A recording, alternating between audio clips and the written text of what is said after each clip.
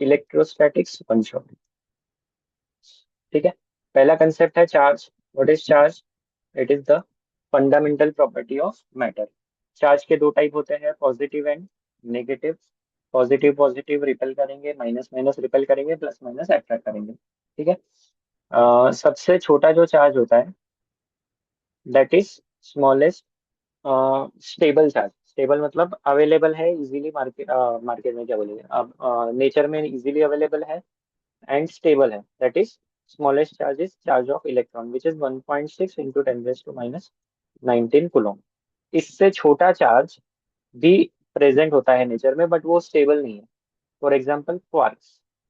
Quarks ऐसे particle है जिन पे चार्ज 2/3 ऑफ इलेक्ट्रिक चार्ज या 1/3 ऑफ इलेक्ट्रिक चार्ज होता है, but these are not stable.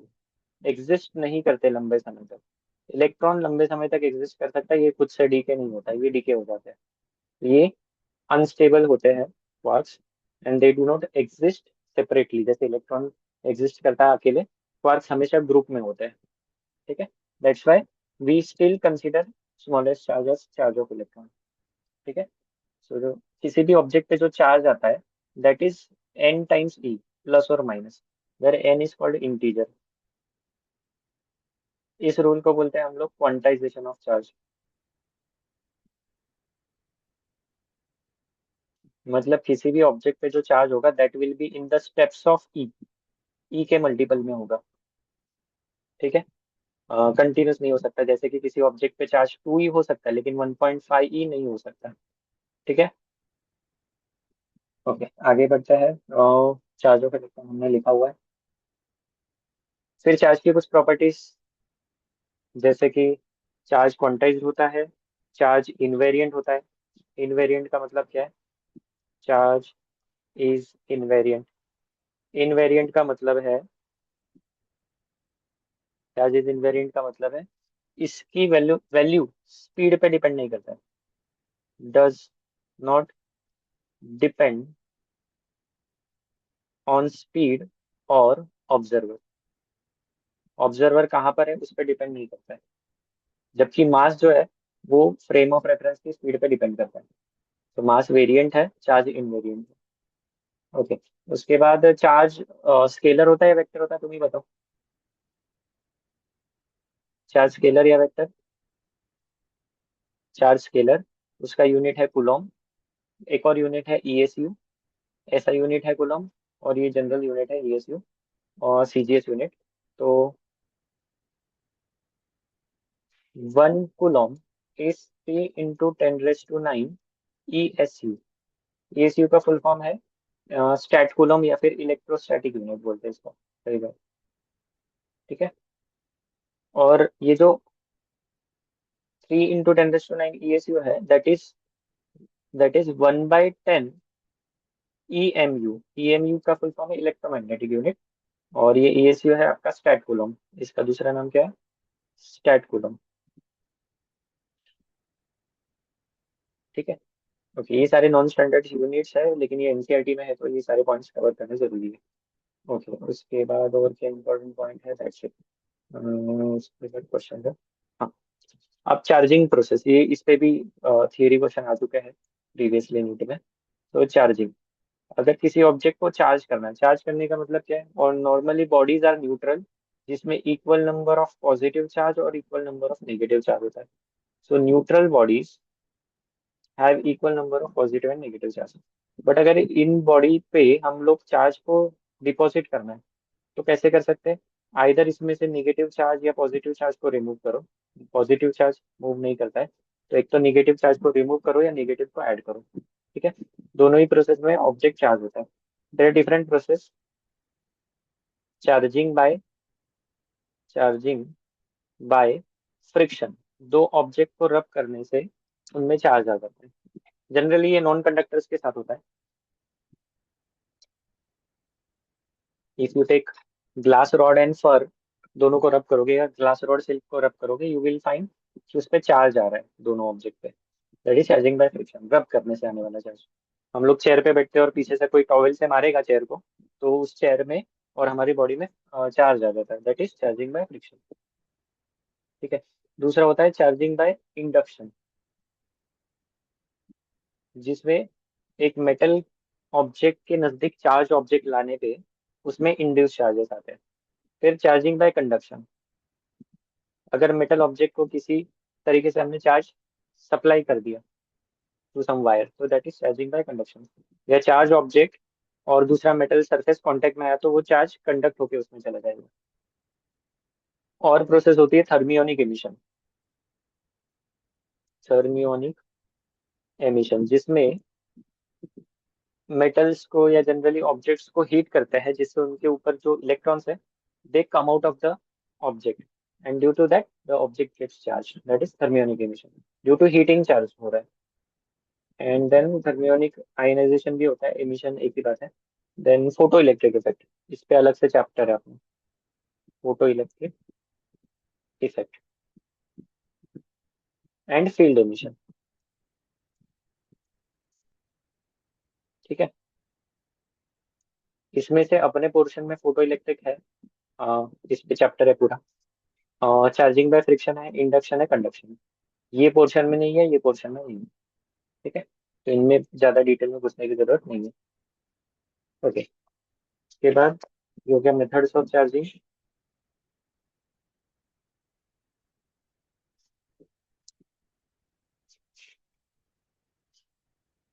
Then Coulomb's law, next topic है आपका कूलॉम्स लॉ।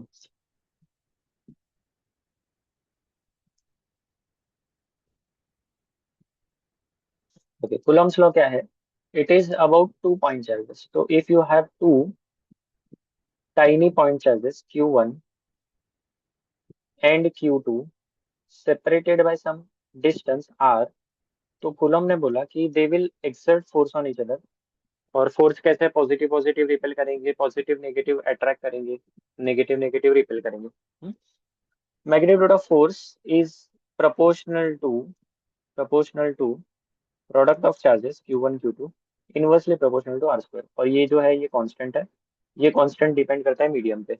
वैक्यूम में इस कांस्टेंट की वैल्यू है कितनी, याद करो, 9 × 10⁻⁹। इसका यूनिट कई बार पूछा जाता है, न्यूटन मीटर स्क्वायर पर कूलम स्क्वायर। इसमें ये जो एप्सिलॉन नॉट है इसको बोलते हैं परमिटिविटी ऑफ वैक्यूम। ठीक है, मीडियम में यही फॉर्मूला हो जाएगा, same value divide by epsilon R, 1/4 epsilon naught को एप्सिलॉन आर से डिवाइड करना। This epsilon R is called as relative permittivity. And दूसरा नाम है क्या? दूसरा नाम बताओ। Dielectric dielectric constant. Constant, very ठीक। उसके बाद ये हो गया आपका कूलम्ब लॉ। तो मीडियम में फोर्स क्या होने वाला है? डिक्रीज होने वाला है। फोर्स अगर वैक्यूम में है 10 न्यूटन और आपका एप्सिलॉन आर है 2, तो मीडियम में फोर्स हो जाएगा वैक्यूम में force F0 divide by epsilon R. तो आपका एफ नोट है 10, एप्सिलॉन आर है 2, तो फोर्स हो जाएगा 5 न्यूटन। Basic question. ठीक है, ओके। अब ऐसे कुछ क्वेश्चन आते हैं इक्विलिब्रियम टाइप के। तो जैसे कि ये क्वेश्चन है, मान लो एक कंजर्वेशन ऑफ चार्ज पे क्वेश्चन आ चुका है नीट में। ऐसा क्वेश्चन है, मान लो आइडेंटिकल आइडेंटिकल कंडक्टिंग स्फीयर। ये वर्ड्स इंपॉर्टेंट है, जो की वर्ड्स होता है वही मैं लिख रहा हूँ। तो आपके पास दो आइडेंटिकल स्फीयर है A एंड B। ठीक है, आइडेंटिकल है स्फीयर।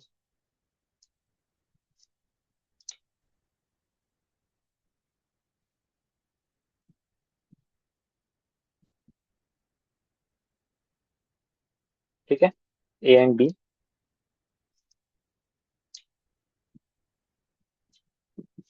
इस पे चार्ज है मान लो Q इक्वल टू 2 कूलम। इस पे चार्ज है Q2 इक्वल टू 8 कूलम।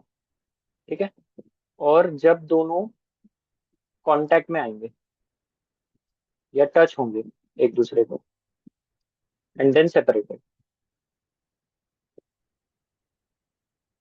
वापस से सेम जगह पे आ गए। इनिशियली डिस्टेंस आर था, centre to centre. Final distance भी आर है, सेम डिस्टेंस। इनिशियल चार्ज 2 और 8 है। इनिशियल फोर्स था एफ। फाइनल फोर्स कितना हो जाएगा? इनिशियल फोर्स दोनों चार्जेस का एफ है, ऐसे रखे हुए हैं, टच करके छोड़ दिए, तो फाइनल फोर्स कितना आएगा? सॉल्व करो।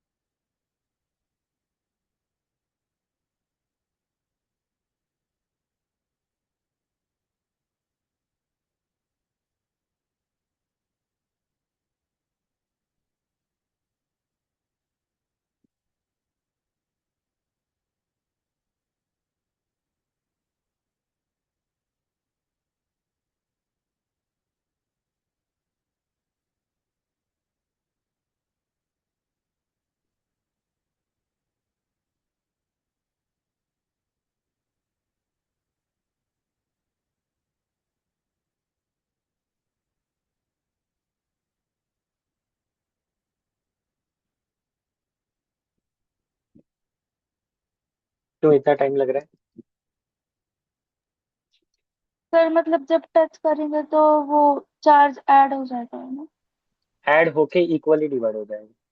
इनिशियल कंडीशन, फाइनल कंडीशन में सर चार्ज हो वो जाएगा एक 8 + 2 10, 5 5 हो जाएगा। बोलो। 2। 2 येत आहे, 2s येत आहे। हाँ, ठीक है, इनिशियल मेरे एफ। से एवरेज येत है 1.5 ठीक है, पण देखते हैं इनिशियल क्या आ जाएगा? के Q1 Q2 अपॉन R²। मतलब कितना हो गया? 16 K/R² हो गया इनिशियल। सही है क्या? के Q1 Q2 बाय हाँ R²। फाइनल के Q1, अब फाइनली क्या हो जाएगा? दोनों का चार्ज ऐड कर दो, डिवाइड बाय 2 कर दो, तो दोनों का 4 और 2 8 हो गया। सॉरी, 8 और 2 10 हो गया, 10 डिवाइड बाय 2, तो 5 5 आएगा दोनों पे। तो K 5 5 upon R², same distance पे रखा है। ये कितना हो गया? 25 K/R² हो गया। अब प्रीवियस और नया, सो F2/F1 विल बी 25/16, है ना? K/R² कट हो जाएगा, तो F2 = 25/16 F1। म्हणजे इनिशियल एफ घेतलाय, तो 25/16 एफ। सॉल्व नहीं करता है मैं, दिस इज द आंसर, है ना? आया क्या समझ में? नहीं, हाँ सर। 25 में सवाल आया था, 3 चार्जेस वाला। 3 स्फीयर थे, 2 की जगह 3 स्फीयर है। फिर ए, बी और सी, फिर सी और ए टच होंगे, फिर सी और बी टच होंगे, तो नया फोर्स बताओ। ये ऐसे क्वेश्चंस कई बार आ चुके हैं जेई और नीट में। ठीक है, दोनों ही एग्जाम में क्वेश्चंस इधर से उधर कॉपी करते हैं, तो आपको आने चाहिए स्टैंडर्ड फॉर्मेट। ओके, एक और स्टैंडर्ड फॉर्मेट आता है।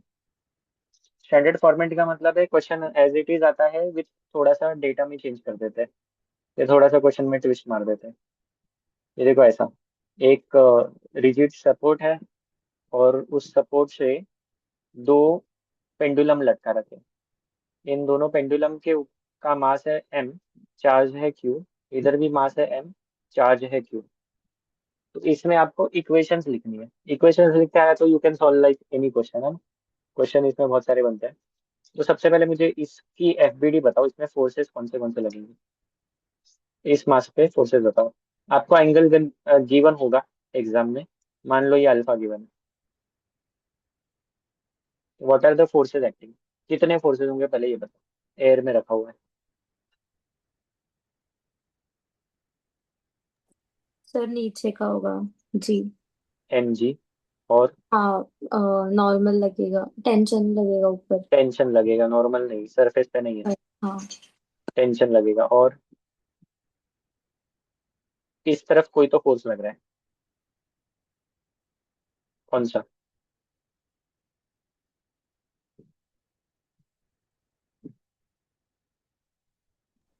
दोनों चार्जेस के बीच में कौन सा फोर्स होता है? दोनों प्लस प्लस है, दोनों प्लस चार्ज है। इलेक्ट्रोस्टैटिक फोर्स होता है ना, रिपल्सन होगा। रिपल्शन। कितना होगा?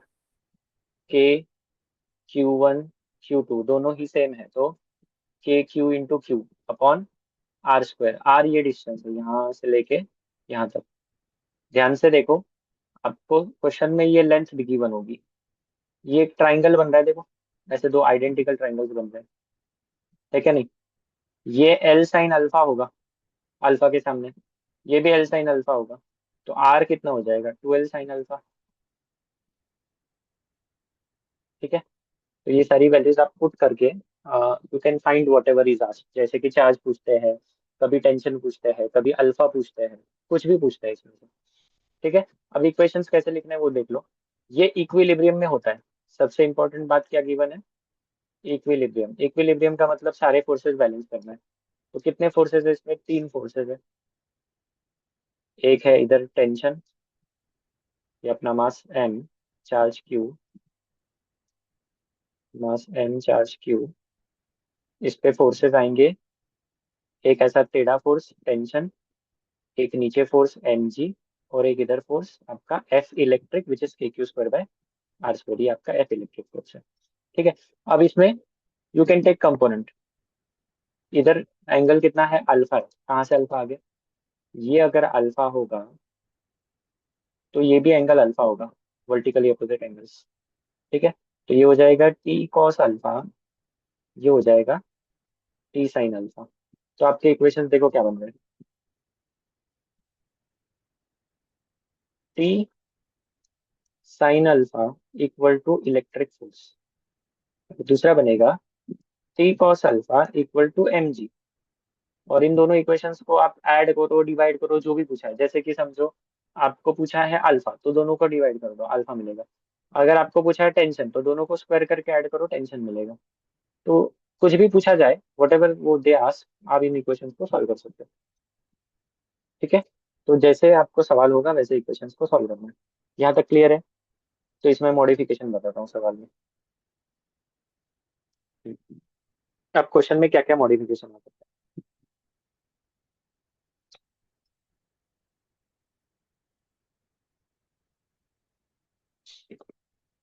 इस पूरे सेटअप को आपने किसी लिक्विड में डाल दिया। ठीक है, क्या सवाल आता है?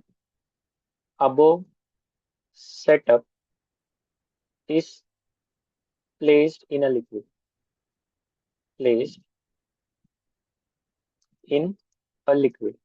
लिक्विड या मीडियम कुछ तो दे रखा है। अब लिक्विड में क्या क्या हो जाएगा? एक्स्ट्रा क्या आ जाएगा? देखो, फोर्स जो था इलेक्ट्रिक, वो हो जाएगा फोर्स अपॉन एप्सिलॉन आर, क्योंकि लिक्विड का डाइलेक्ट्रिक कांस्टेंट एप्सिलॉन आर है, लिक्विड का डेंसिटी मान लो रो है। तो एक फोर्स आएगा, इलेक्ट्रिक फोर्स चेंज हो जाएगा, electric force by epsilon R. समझ में आ रहा है? तो ये चेंज होगा। एक्स्ट्रा चेंज क्या क्या होने वाला है? और एक और फोर्स आएगा। कौन सा फोर्स आएगा एक्स्ट्रा? लिक्विड के अंदर एक और फोर्स लगता है। कौन सा force? Buoyant force. Buoyant force का फॉर्मूला क्या है? Buoyant force is V rho G, volume of solid inside liquid, rho density of liquid, and G आपका एक्सेलरेशन ड्यू टू ग्रेविटी। ठीक है, तो नेट जो अपवर्ड फोर्सेस थे उसमें चेंज आएगा और हॉरिजॉन्टल फोर्स में चेंज आएगा। समझ में आया? तो आपको एक्स्ट्रा फोर्सेस लिखना है। हम्म, फिर और क्या पूछता है? हो गया। नेक्स्ट कंसेप्ट है इलेक्ट्रिक फील्ड। नेक्स्ट कंसेप्ट है इलेक्ट्रिक फील्ड।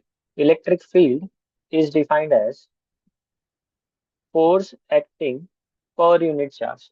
तो मान लो हमारे पास एक चार्ज है Q1, इसके आसपास ये एक इनविजिबल रीजन बनाता है, इनविजिबल फील्ड बनाता है। अगर वहां पर हमने कोई और दूसरा चार्ज रख दिया, then that other charge experiences force, then this region is called as electric field। यहाँ पर मैंने दूसरा चार्ज रख दिया Q0। ठीक है, क्या रख दिया? Q0। तो ये Q0 चार्ज पे इस फील्ड की वजह से फोर्स लगेगा। इससे पहले हम क्या बोलते थे, Q1 क्यू नॉट पे फोर्स लगाएगा, बट अब हम क्या बोल रहे हैं, Q1 ने फील्ड बनाई और वो फील्ड लगा रही है फोर्स। कितना लगा रही है force? Charge multiplied by the value of field. तो इस पे से ये डेफिनेशन है, electric field is defined as force per unit charge. Unit charge पे कितना फोर्स लगेगा, और उस यूनिट चार्ज को हम लोग क्यू नॉट लिखते हैं। ठीक है। अब इलेक्ट्रिक फील्ड अलग अलग सिस्टम है फॉर पॉइंट चार्ज। अगर हमारा सोर्स पॉइंट चार्ज होगा तो इलेक्ट्रिक फील्ड होगी K Q/R²। ठीक है। के आपका 1/4πε0 है। मीडियम होगा तो ε r डाल देना है वहां पर। ओके, उसके बाद हाँ, यहाँ पर सारे ही केस में ये सारी क्वांटिटीज वेक्टर है, तो you can use superposition principle. Vector methods use कर सकते हो क्वेश्चन सॉल्व करने में। देन और क्या है इसमें, मिलीकन ऑल्ट्रॉप मेथड भी है छोटा सा। उसके बाद है आपका अलग अलग ऑब्जेक्ट्स। अगर सिमेट्रिक चार्ज डिस्ट्रीब्यूशन होता होगा, कल मैंने एक एग्जांपल बताया था ग्रेविटेशन में। अगर मेरे पास एक हेक्सागोन है, रेगुलर हेक्सागोन, ठीक है, इसके सारे कॉर्नर पे सेम चार्ज है, q q q q and q and q. This is regular. Regular कोई भी हो सकता है, polygon, any polygon. It could be hexagon, triangle, octagon, pentagon. तो for any regular hexagon, this is centre of hexagon. तो field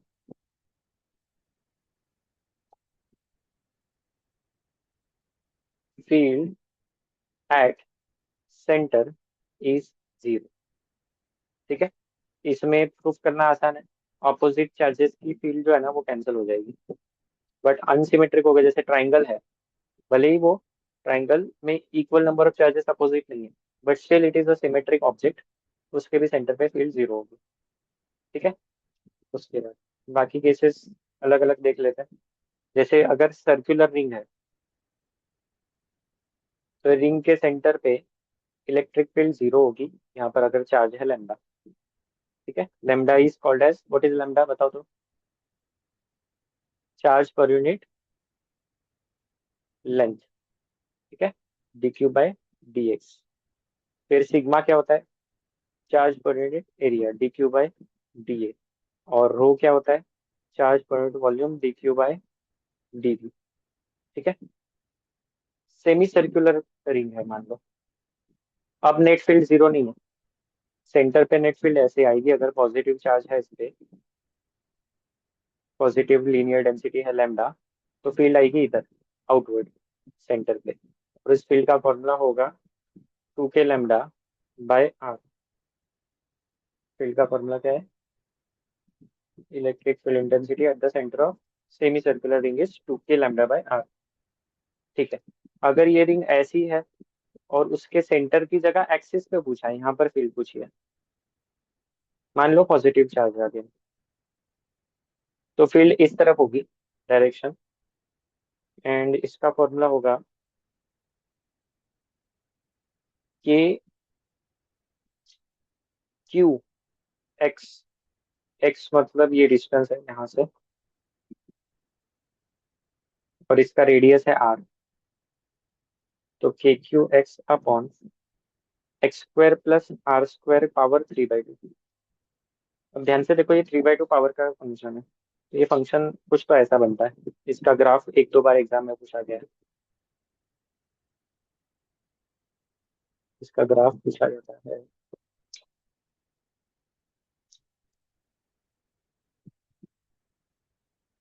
ठीक है, मान लो ये रिंग है, और ये अपनी एक्स एक्स वाई एक्सिस हो गई, और इस पे हमने ये रिंग बना दी। ठीक है। तो इसकी इलेक्ट्रिक फील्ड इस तरफ बढ़ेगी as you move out away, फिर डिक्रीज होगी। इस तरफ भी सेम, अपोजिट डायरेक्शन, इसलिए हमारा ग्राफ उल्टा, बढ़ेगी and then it decreases to zero. These values are maximum value, ये डिस्टेंस होता है r/√2 दोनों तरफ। अगर ये रेडियस r है तो r/√2 में आपकी फील्ड मैक्सिमम होगी। This is electric field. Arrow, ये ग्राफ उल्टे पुल्टे इसलिए लिए क्योंकि डायरेक्शन अपोजिट है। राइट साइड में हमने ऊपर ग्राफ लिया है, which means right direction. Left में हमने नीचे लिया, which means left direction of field. ठीक है। तो ये ग्राफ पे कई बार एग्जाम में क्वेश्चन आया हुआ है, कहाँ पर मैक्सिमम है, एट r/√2। मैक्सिमम वैल्यू कितनी है, ये वैल्यू इधर पुट कर दो, यू विल गेट मैक्सिमम। ठीक है। नेक्स्ट है डिस्क। डिस्क की फील्ड पूछी जाती है। डिस्क की फील्ड का फॉर्मूला है σ/2ε0 1 माइनस कॉस अल्फा। और इसमें अल्फा क्या है वो भी देख लो। ये आपके पास डिस्क है, डिस्क पे हर जगह चार्ज है, क्योंकि डिस्क है तो उस पे सरफेस पे चार्ज होगा, तो इसलिए हम लोग सिग्मा सिंबल यूज करते हैं। और ये जो अल्फा एंगल है, ये एंगल है। ठीक है। This is angle alpha. तो आप लिख सकते हो cos alpha will be adjacent side, मान लो ये एक्स, ये आर, तो आप कॉस अल्फा लिख सकते हो adjacent side upon hypotenuse, x² plus r²। ठीक है। ये डायग्राम में से लिख सकते हो। ओके। तो ये कई बार पूछा जा चुका है question, you should know this.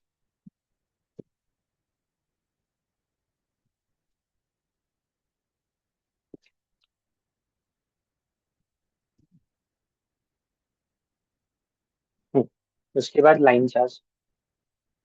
Line charge, line charge के लिए मान लो हमारे पास ऐसा कोई तो लीनियर चार्ज है, इस पे पॉजिटिव चार्ज गिवन है लैम्डा। तो इसके सामने किसी भी रैंडम पॉइंट पे, मान लो इस पॉइंट का डिस्टेंस वायर से है आर। ये एंगल ऊपर मेजर करना है θ1, और ये एंगल यहाँ से नीचे मेजर करना है θ2। ये याद रखो, ऊपर एंगल θ1, नीचे θ2।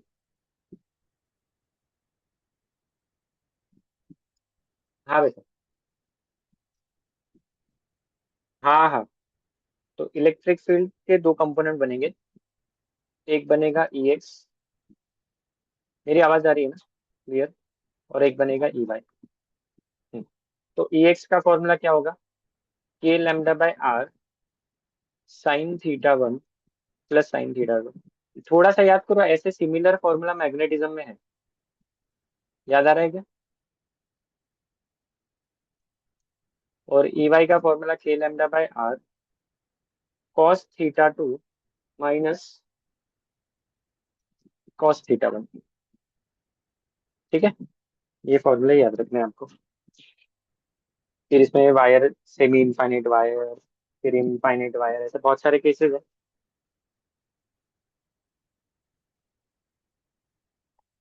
बस, और इलेक्ट्रिक लाइंस ऑफ फोर्स, और ये टॉपिक यहाँ पर खत्म। इसके बाद क्या है, फ्लक्स है। फ्लक्स एंड गॉस लॉ कल पढ़ेंगे, अभी इसके क्वेश्चन करा दो, क्योंकि चैप्टर बड़ा है तो ये 2-3 दिन थोड़ा लगेगा इसको रिवाइज करने में। हम्म? अच्छे से करते हैं इस चैप्टर को, वेटेज अच्छा है इसको, तो अच्छे डेप्थ पे करेंगे इसको। So let us do PYQs।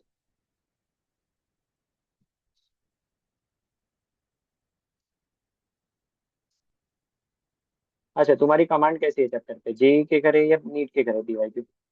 पहला तो स्टेप नीट है, नीट अगर अच्छा कमांड है तो ही जेई के क्वेश्चन कर सकते हैं। नूरन और ये शरण है, बताओ किस लेवल से शुरू करें, नीट लेवल से या जेई लेवल से। तुम लोगों का कमांड कैसा है। सर नीट लेवल पसंद कर लो। नीट लेवल पास में कराए, बेसिक पास में, हाँ चलो सर। ठीक है। नीट PYQ से शुरू करते हैं फिर।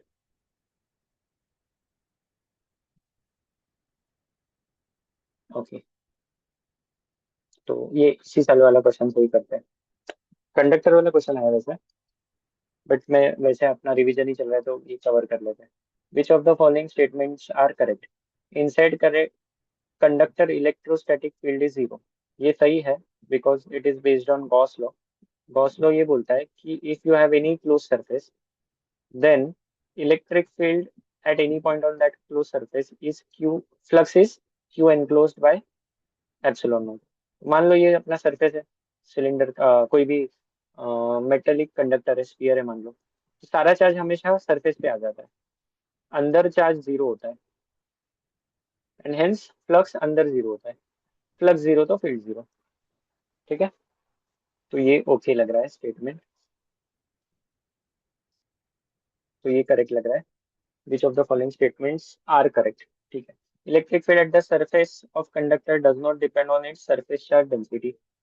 Electric field just outside conductor, अभी हमने वो डिस्क वाला एग्जांपल देखा, तो sigma by epsilon naught into क्या था, 1 - cos थीटा, है ना। तो यू कैन सी अगर सरफेस पे जाएंगे एकदम नजदीक, तो आपका जो कॉस थीटा वाला टर्म है वो थीटा, ये एंगल था, ध्यान से देखो, ये वाला एंगल, तो नजदीक जाएंगे तो ये थीटा 90 हो जाएगा, कॉस 90 जीरो हो जाएगा। तो you will have sigma by epsilon not answer उस केस में। Electric field at the surface of charge conductor does not depend on surface charge density, तो ये सिग्मा पे तो डिपेंड कर रहा है, तो ये गलत लग रहा है। हम्म, बचा क्या फिर? बी गलत है, तो बी गलत किधर किधर है? इधर बी गलत है बस। ओके, अब सी चेक करना पड़ेगा। सी सी सी सी चेक करते हैं। Interior of a charge conductor can have no excess charge in static situation. ये सही है कि अगर अंदर चार्ज रखोगे वो चार्ज अपने आप बाहर आ जाता है।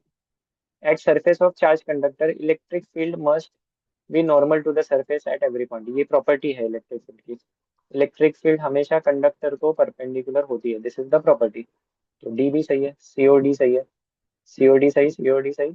ओके, बचा ई। ई चेक करना पड़ेगा। Electric potential is zero everywhere inside the charge conductor, ये गलत है, तो ई गलत है। तो अपना ए सही आ रहा है, सी और डी सही आ रहा है। ए सी डी किधर है? ए सी डी इधर है, ई गलत है, तो ये आंसर लग रहा है। चेक करते हैं, है ना। तो क्या क्या याद रखना है? Moral of the story, A correct, C correct और D correct. Inside conductor field zero होती है, इलेक्ट्रोस्टैटिक फील्ड जीरो होती है, याद रखो, अगर चार्जेस रेस्ट पे तभी जीरो। The interior of charge conductor can have no excess charge in static situation.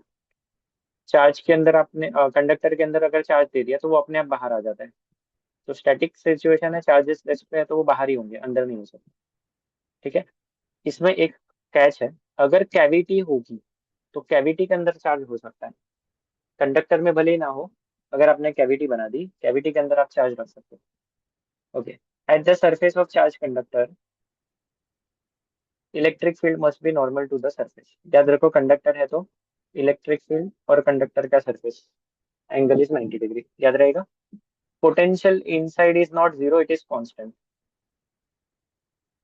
ठीक है, क्या है यहाँ पर concept? Electrostatic potential is constant inside the conductor. Conductor, ये नोट करना है तो कर लो, इज इक्वी पोटेंशियल सरफेस। मतलब पोटेंशियल क्या रहता है?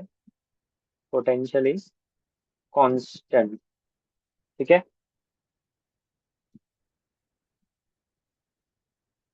ये याद रखना, पोटेंशियल इज कांस्टेंट।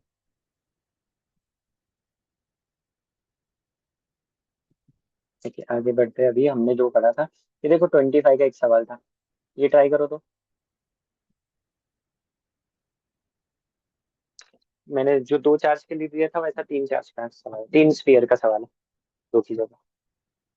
ट्राई करो।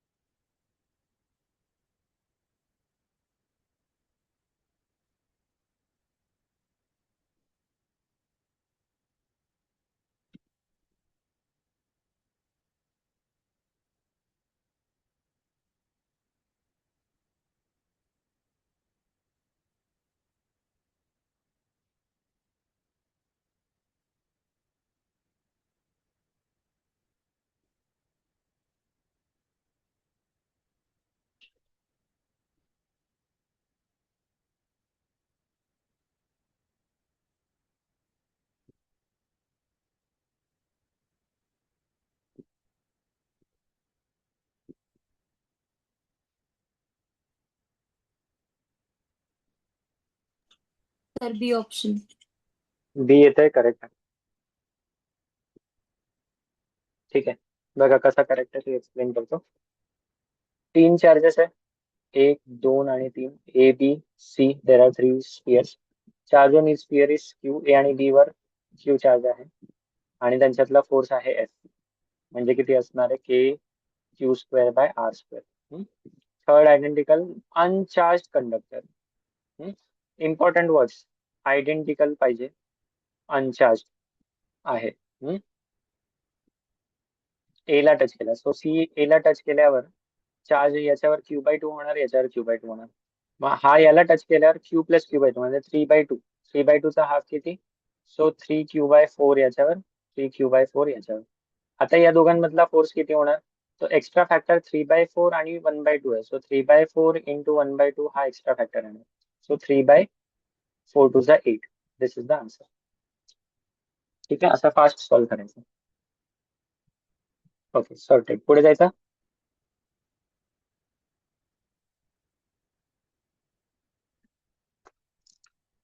अरे मागचा क्वेश्चन करायला पाहिजे होता पण.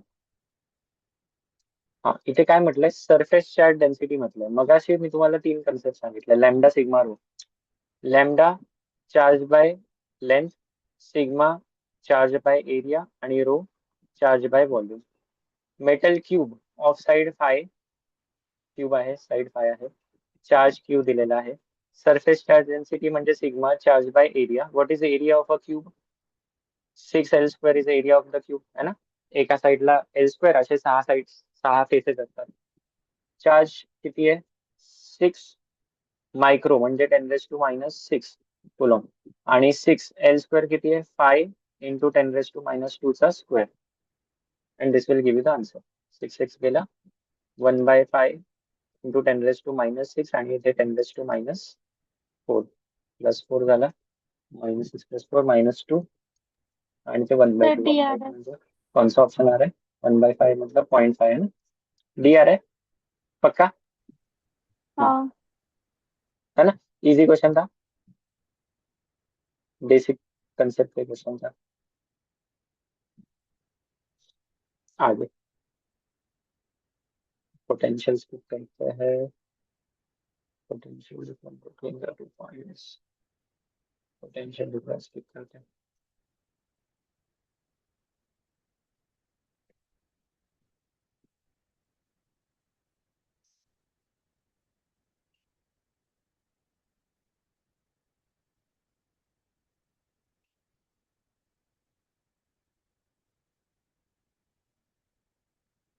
हम्म, ये देखो क्या बोला है. अच्छा, वर्क डन बोला है. वर्क डन, वर्क डन सवाल नहीं कर सकते अभी. हाँ, angle between electric field lines and equipotential, ये बताओ. 90 फील्ड डिग्री। और 90 डिग्री. अभी अभी हमने क्या देखा था, कंडक्टर और फील्ड में एंगल होता है 90 डिग्री, और कंडक्टर अपना इक्विपोटेंशियल होता है. तो moral of the story, equipotential surface और फील्ड में एंगल होता है 90 डिग्री. चेक करते हैं. सही है.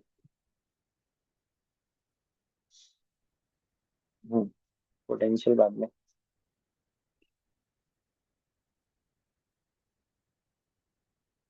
हाँ, ये बताओ, इलेक्ट्रिक फील्ड पूछा है. Point charges -q + q are placed at distance L. हमें पूछा magnitude of field intensity at distance capital R much greater than L. तो इससे दूर जाने पे फील्ड कैसे चेंज होगी, ये पूछा है. अब किस डायरेक्शन में दूर जा रहे हैं ऐसा कुछ नहीं बोला उन्होंने, है ना. तो यू हैव टू थिंक.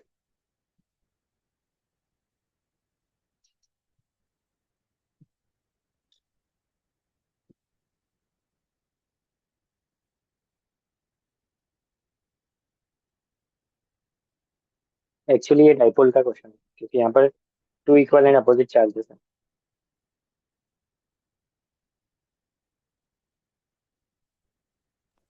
तो इसका बी ऑप्शन है क्या? बी चेक करते हैं. करेक्ट है. डाइपोल के लिए फॉर्मूला याद रखो. क्या फॉर्मूला है, 2kp/r³ या kp/r³. ये एक्सिस पे और ये इक्वेटर पे। What is axis equator? -q और +q ये अपना चार्ज है। इस सिस्टम को डाइपोल बोलते हैं। This line is called equator, this line is called axis. ठीक है। और ये मैग्नीट्यूड्स है फील्ड की। यू कैन सी दोनों ही केस में field is inversely proportional to R. Distance को इनवर्सली प्रोपोर्शनल होता है, प्रोवाइडेड ये डिस्टेंस ज्यादा होना चाहिए जहां हम फील्ड निकाल रहे हैं। This distance should be much greater then the length of the dipole L. ये कंडीशन में ही ये ट्रू है। तो ये थोड़ा केमिस्ट्री वाला सवाल है। Polar molecules are molecules. बताओ पोलर मॉलिक्यूल के बारे में क्या पता है?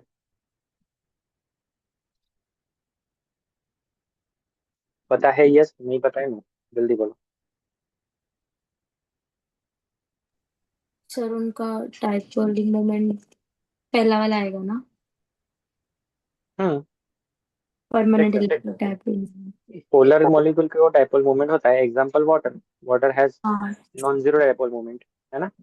यस। इसलिए तो वो चिपकता है अपने बालों को, नहीं तो चिपकता नहीं पानी। ठीक है। डाइपोल ये भी सेम टाइप का कंसेप्ट है देखो डाइपोल का, बट डाइपोल जरूरी नहीं है यहाँ पर बेसिक इलेक्ट्रिक फील्ड का नॉलेज जरूरी है। और एनर्जी।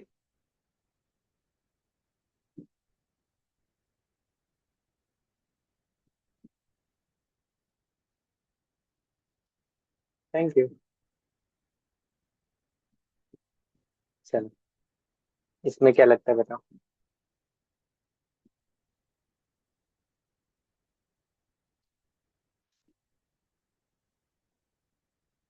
सर इसमें राइट साइड को पोटेंशियल एनर्जी कम हो गई ना? देखो ये लॉजिक याद रखो। फील्ड के डायरेक्शन में पोटेंशियल भी डिक्रीज होता है। फील्ड के डायरेक्शन में पोटेंशियल भी डिक्रीज होता है। और पोटेंशियल एनर्जी का फॉर्मूला है चार्ज टाइम्स पोटेंशियल। इसमें चार्ज प्लस या माइनस जो भी होगा वो साइन के साथ लेना है। अगर प्लस होगा तो प्लस क्यू भी लेना है, माइनस होगा तो माइनस क्यू भी लेना है।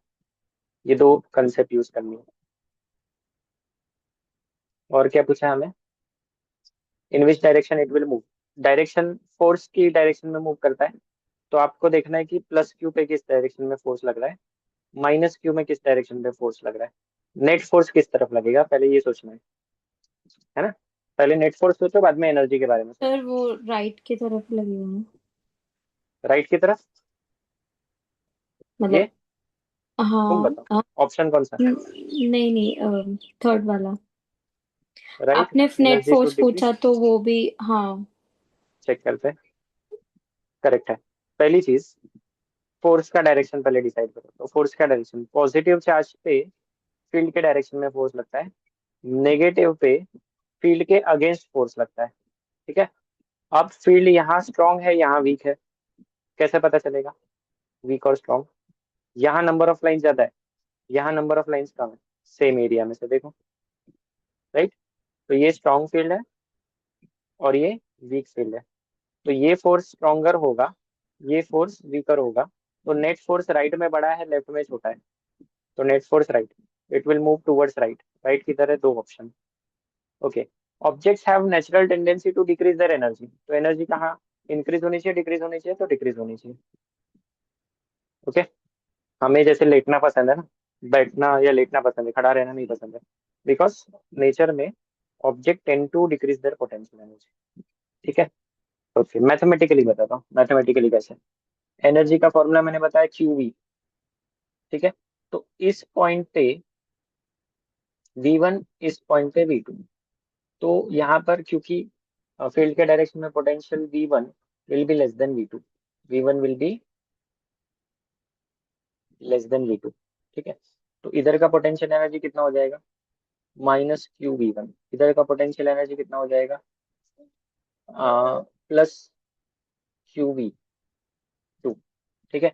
और क्योंकि हमारा डाइपोल राइट में जा रहा है, राइट में, तो राइट में वैसे ही पोटेंशियल डिक्रीज हो रहा है, तो पोटेंशियल एनर्जी आपकी ओवरऑल डिक्रीज होने वाली है।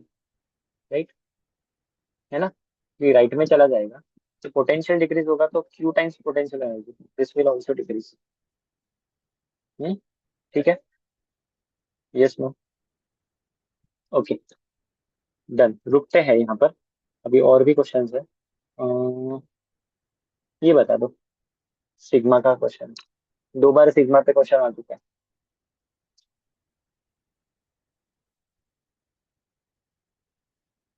अच्छा, इसमें क्या बोला है? Two charge spherical conductors R1 R2 are connected by wire. तो इसमें इसमें अलग कंसेप्ट लगेगा एक्चुअली, छोड़ो। इसमें पोटेंशियल वाला कंसेप्ट लगेगा। पोटेंशियल कंसेप्ट पता है क्या? पोटेंशियल ड्यू टू स्फीयर, ये फॉर्मूला है। Potential due to sphere is KQ/R। करोगे क्या या स्किप करे अभी? कर रहे हो ट्राई? करो। पोटेंशियल ड्यू टू स्फीयर होता है KQ/R आउटसाइड, और इनसाइड होता है KQ/R, where capital R is radius. तो इनसाइड कांस्टेंट होता है, outside inversely proportional to R होता है। Outside, inside constant. और चार्ज और सिग्मा में रिलेशन क्या है? Sigma is charge upon area. दो कंडक्टर को, अनइक्वल स्फेरिकल कंडक्टर को कनेक्ट करने पे उनका पोटेंशियल सेम हो जाता है। तो आपको यूज करना है V1 = V2 concept.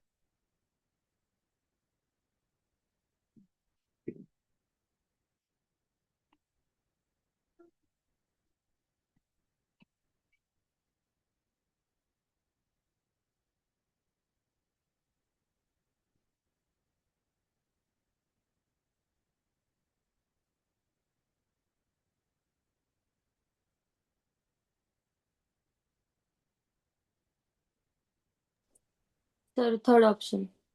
Third option आ रहा है, करेक्ट है। तो किसी भी स्फीयर को कनेक्ट करोगे, हम्म, तो कंसेप्ट क्या बताया मैंने? दोनों का पोटेंशियल सेम होगा। आइडेंटिकल होंगे तो दोनों का चार्ज डिवाइड हो जाएगा इक्वली, बट आइडेंटिकल नहीं होंगे तो दोनों का क्या सेम हो जाएगा? दोनों का पोटेंशियल V1 और V2 सेम हो जाएगा। तो V1 का फॉर्मूला KQ/R1 = KQ/R2।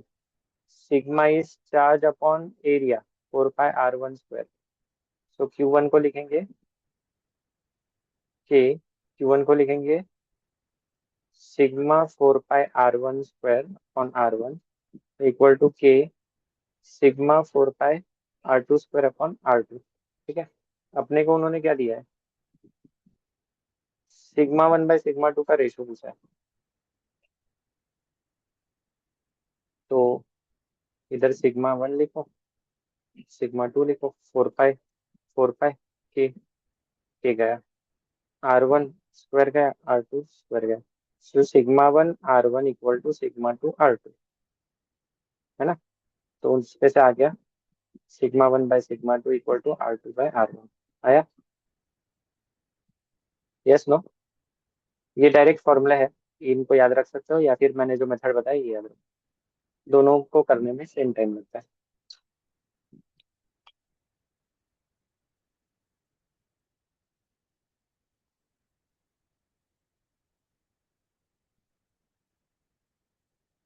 ठीक है। एक फॉर्मूला और याद रख लो। पोटेंशियल मैंने बताया था KQ/R होता है आउटसाइड, है ना? और उस Q को आप लिख सकते हो, Q को क्या लिख सकते हो? σ4πR²। R और स्क्वायर कट गया, K का वैल्यू होता है 1/4πε0, 4π भी कट गया। What you will have σ/ε0R, है ना? ध्यान से देखो।